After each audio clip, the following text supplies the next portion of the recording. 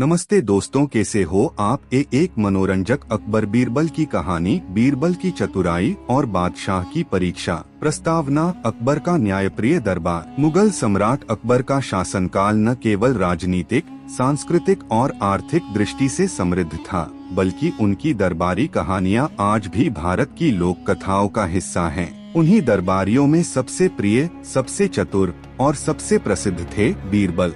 यह कहानी उन्हीं की चतुराई, ईमानदारी और समझदारी पर आधारित है। लेकिन इस बार बादशाह अकबर ने बीरबल को ऐसी परीक्षा में डाला जो पहले कभी नहीं हुई थी। भाग 1। अद्भुत स्वप्न और चौंकाने वाला ऐलान। एक दिन अकबर को एक विचित्र सपना आया। सपने में उन्होंने देखा कि उनका पूरा साम्राज्य स्वर्ण में बदल चुका है। महल, रास्ते, पेड़ पौधे, यहाँ तक कि जनता भी सोने की हो गई थी। जब उन्होंने सुबह दरबार में यह बात बताई तो सभी दरबारी दंग रह गए। बीरबल मुस्कुराए, जहाँ पनाह, सपना चाहे कितना भी सुंदर हो, उसकी असलियत देखना जरूरी होता है। अकबर ने हंसते हुए कहा, तो क्यों न हम एक ऐसी परीक्षा रखें जिससे ये पता चले कि किस दरबारी में सबसे ज्यादा सच्चाई, समझ और जिम्मेदारी है। उन्होंने ऐलान किया, जो दरबारी 3 कठिन सवालों का जवाब देगा और एक असंभव कार्य करके दिखाएगा, वही हमारा सच्चा सलाहकार कहलाएगा। भाग 2। पहला सवाल, सत्य की कीमत। अकबर ने पहला सवाल पूछा, बीरबल बताओ, सत्य की क्या कीमत है। दरबार में सन्नाटा छा गया। सब सोच में पड़ गए।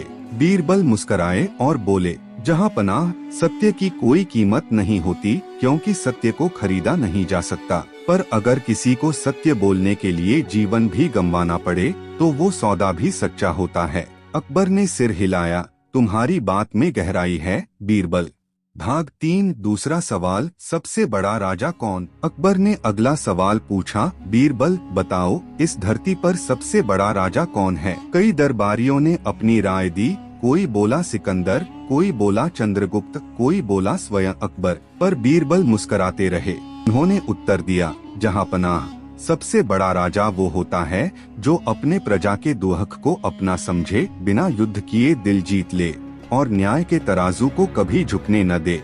दृष्टि से हर माँ अपने घर में सबसे बड़ी रानी होती है और ईमानदार किसान अपने खेत का राजा। अकबर ने बीरबल की पीठ थपथ पाई, तुमने एक बार फिर मेरे दिल को जीत लिया।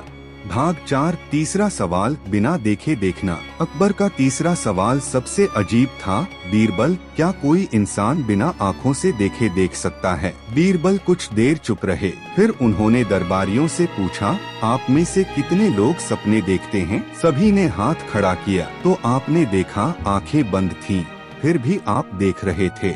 इसका मतलब ये है कि मन की दृष्टि आँखों से ज्यादा तेज होती है। बादशाह ने बीरबल को शाबाशी दी और बोला, बहुत खूब।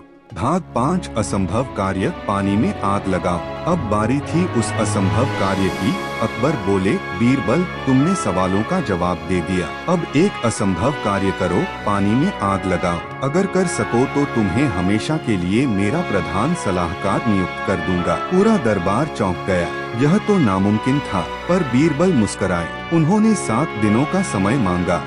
भाग 6। बीरबल की योजना। बीरबल ने अगले 7 दिन दिल्ली के अलग अलग हिस्सों में घूमना शुरू किया। उन्होंने लोहार, बुनकर, कलाकार, वैज्ञानिक और संतों से सलाह ली। 7वें दिन वे लौटे और बोले, जहाँ पनाह, मैं तैयार हूँ। दरबार के बीचों बीच एक बड़ा कटोरा रखा गया जिसमें साफ पानी भरा था। बीरबल ने कुछ विशेष प्रकार की तेल और गंधों से एक दीपक तैयार किया, उसे पानी के ऊपर रखा और जलाया। देखते ही देखते पानी के ऊपर आग जलने लगी। पूरा दरबार भौचक्का रह गया। अकबर ने पूछा, ये कैसे संभव हुआ। बीरबल बोले, जहाँ पनाह, मैंने पानी में आग नहीं लगाई, बल्कि पानी के ऊपर तेल तैराया और दीप जलाया। काम असंभव था, लेकिन अगर रास्ता बदले तो हल मिल ही जाता है। भाग 7। बीरबल की परीक्षा पूरी। अकबर ने बीरबल को खड़ा किया और सभी दरबारियों के सामने कहा, बीरबल तुमने अपनी बुद्धि, न्याय और रचनात्मकता से सिद्ध किया कि तुम ही मेरे सबसे योग्य सलाहकार हो। उस दिन बीरबल को राजबुद्धि विशारद की उपाधि मिली। भाग 8। दरबारी ईर्ष्या और षड्यंत्र। बीरबल की प्रशंसा सुनकर कुछ दरबारियों को जलन होने लगी, खासकर राजा के एक पुराने सेनापति जफर खां को। उन्होंने मन में ठान लिया कि बीरबल को बदनाम करेंगे। उन्होंने एक दिन बीरबल पर चोरी का झूठा इल्जाम लगा दिया कि उन्होंने खजाने से हीरे चुराए हैं। भाग 9 बीरबल की गिरफ्तारी। बिना पूरी जांच के बीरबल को कैद कर लिया गया। पूरा शहर हैरान था। बीरबल चुपचाप रहे। अकबर भी शंका में थे, पर वे सबूत चाहते थे। बीरबल ने जेल में ही कुछ गुप्त सिपाहियों को भेजा। उन्हें उस सैनिक की कहानी की तह तक जाने को कहा। 2 दिनों में राज खुला। जफर खान ने झूठी गवाही दी थी। भाग 10 न्याय की जीत। जब सच सामने आया, अकबर को बहुत दुख हुआ कि उन्होंने बीरबल पर शक किया। उन्होंने दरबार में सबके सामने माफी मांगी और बीरबल को गले लगाया। बीरबल, तुम सिर्फ मेरे सलाहकार नहीं, मेरे सच्चे मित्र भी हो। बीरबल मुस्कुराए और बोले, जहाँ पनाह राजा वही जो भूल माने और सुधार करे। भाग 11 बीरबल की सीख। उस दिन बीरबल ने बच्चों और युवाओं के सामने एक सभा में भाषण दिया। चतुराई केवल चालाकी नहीं होती, वह ईमानदारी, विवेक और समझ का मेल होती है। जब तक समाज में सच्चाई है, तब तक न्याय जिंदा है, और जब तक न्याय जिंदा है, तब तक राजा का दिल भी सही राह पर है। उपसंहार। अकबर और बीरबल की अमर जोड़ी। अकबर और बीरबल की जोड़ी हमेशा के लिए इतिहास में अमर हो गई।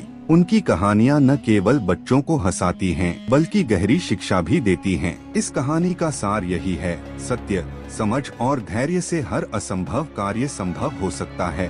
बस जरूरत है बीरबल जैसी सोच की।